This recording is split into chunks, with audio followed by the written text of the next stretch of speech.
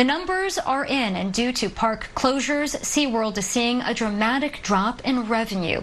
KPBS reporter Matt Hoffman details what the losses could mean for SeaWorld San Diego, which hasn't been open for months.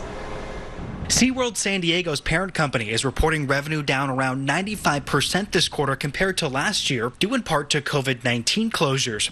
Numbers-wise, just $18 million was brought in during the second quarter this year compared to more than $400 million last year. They've been really kind of turning it around before the pandemic with the opening of the various roller coasters and the big one that was scheduled to open this summer. Driving up to the theme park near Mission Bay today, there are closed signs posted outside.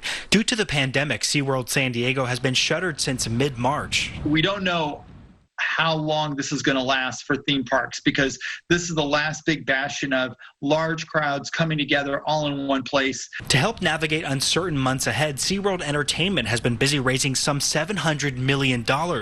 Recently, some of SeaWorld's dozen parks across the country reopened, and while attendance is low, guests are still spending money inside. Has stayed remarkably consistent this year. Which is actually good news for SeaWorld. San Diego State Marketing Lecturer Miro Copic says if SeaWorld can successfully reopen its other parks, San Diego should be a smooth transition once officials get the green light here. That they've been able to open safely elsewhere so they can open safely here. SeaWorld has been working with local and state officials to get the park open for months.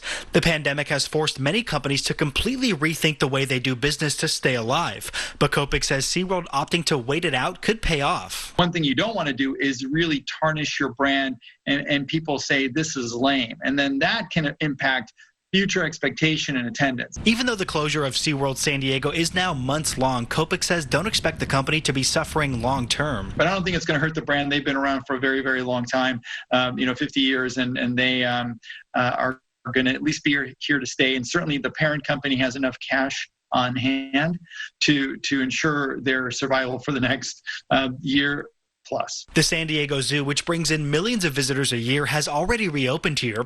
Today, we asked officials when the same can be allowed for theme parks like SeaWorld.